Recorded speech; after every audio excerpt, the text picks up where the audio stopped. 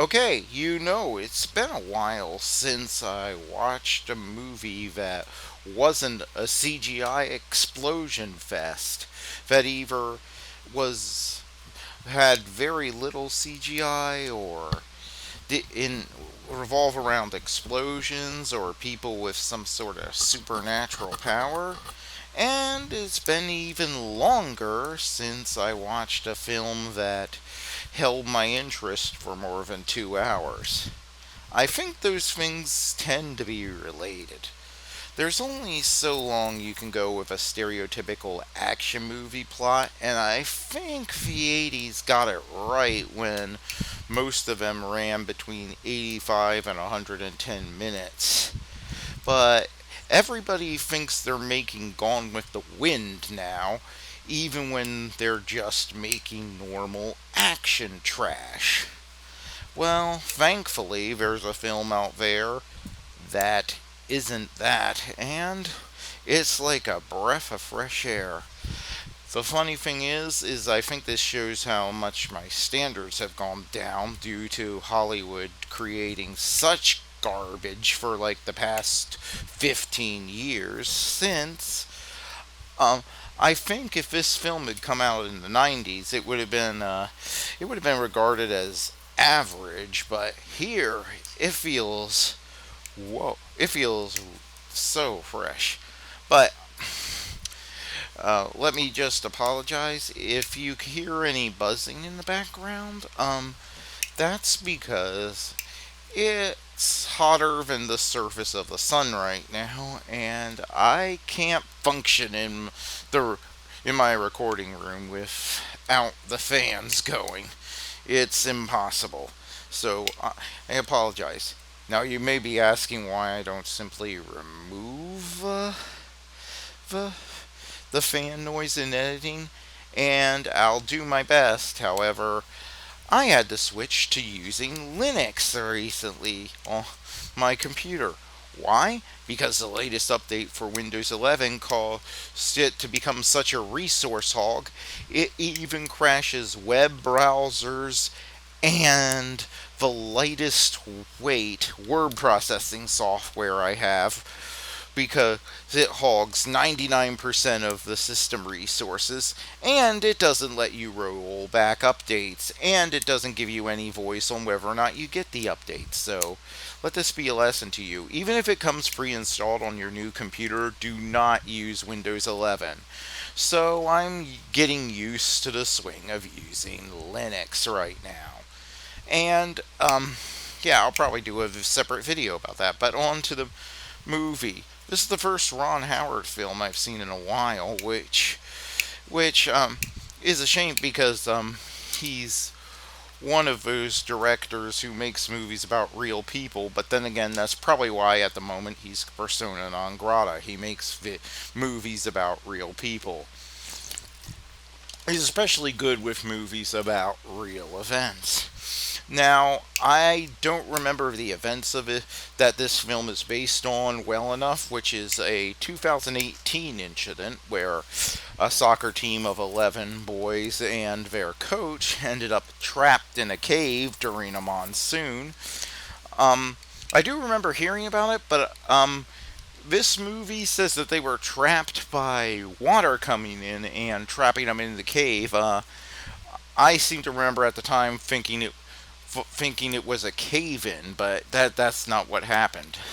Apparently, in Thailand, the monsoon comes in sooner than anybody was expecting, and this particular cave fills very quickly with water, leaving one little pocket full of air that they had to survive in.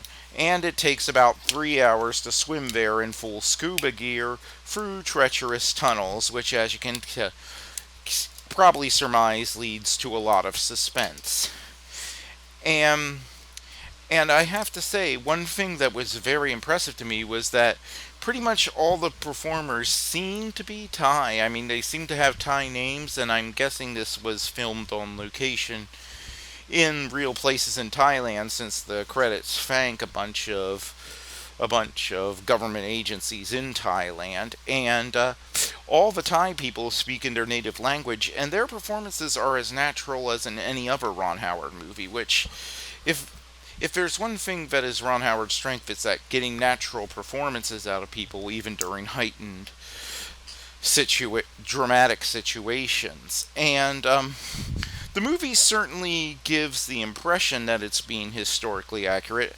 I'm sure there's time compression and some characters are composites of others, just like he did in Apollo 13. But I'll say, in a way, this movie is more adult than Apollo 13 in that there are no big heroic characters who are the or the guy who does anything. Everybody contributes just what it feels like they would have contributed in real life. That's what makes me think it's historically accurate. And the movie is done in a very entertaining and an intense way. And the cast is excellent. Ron Howard does an excellent job directing a Thai cast in Thai. They give some of the best performances in the movie, and that is in a cast that includes stars like Viggo Mortensen and Colin Farrell. And I'll say it's a credit to those two actors that I spent the first half of the movie not being sure who they were. I got the impression that I knew who they were, but it took me until about the halfway point to figure out that it was them. That was and that was a fun moment, but it also is a tribute to how naturalistic they play the characters. It isn't, once you see them, you know it's them, you can't mistake that it is them, but their performances were so naturalistic at first that it didn't seem obvious. They just felt like real people, and and it just plays out, and they just play it out perfectly. They they feel like real rescue people. In movies, they tend to overplay um, real rescue workers' heroics, and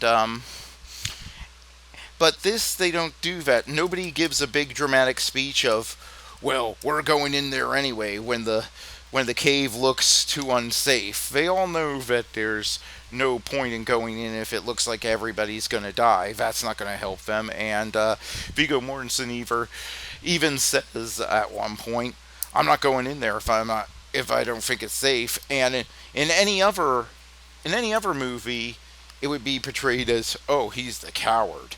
But no, here he's the most level-headed one of the group, whose job it is to gauge whether or not it's safe to pull off the rescue. And the rescue scenes in this are some of the most intense I've ever seen in a movie. You're totally immersed in it, and the and if you watch this and you have a surround sound system, turn it on.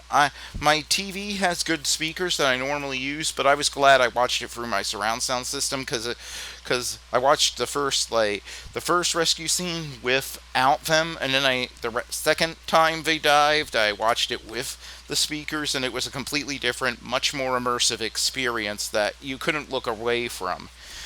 And yeah, the movie plays out. They deal with all the hazards that come with it. I don't want to give away any spoilers, but one of the ways this movie does build up tension is somewhat different than most disaster films of this type I've seen.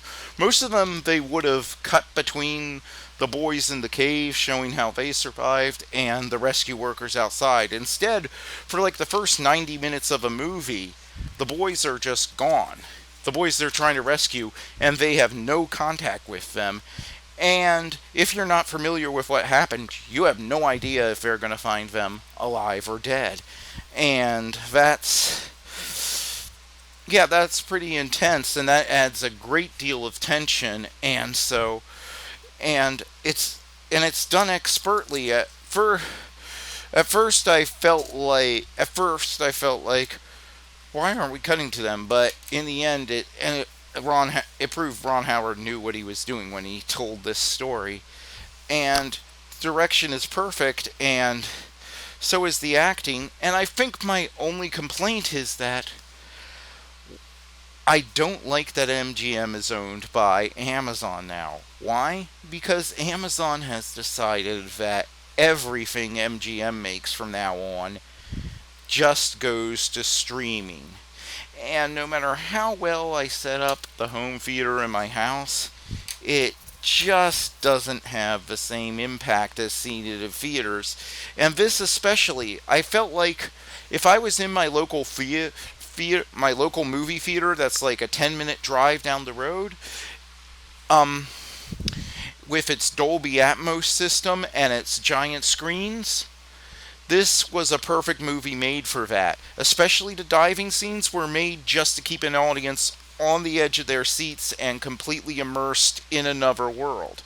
Now, I was immersed because of the story and the characters, but I feel like this movie would have been so much more in theaters. I feel like if this movie was in theaters, it would be one of the big movies people talked about this year. Instead, oh, it's just another streaming release.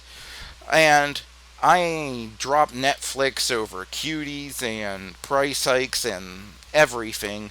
But I will respect this one thing about Netflix, which is if they think a movie will work in theaters, they'll give it a limited release. And I wish Amazon would go down that same road. But other than that, yeah, this is one of the better films I've seen this year. It's up there with The Northman, and it's just a breath of fresh air. Is it the best movie of its type ever made? No, but I'd say it's a solid 4 stars out of 5. So yeah, if you have Amazon Prime, cue this up because 12 Lives is definitely one of the better films you will see this year. Thank you, and see you next time.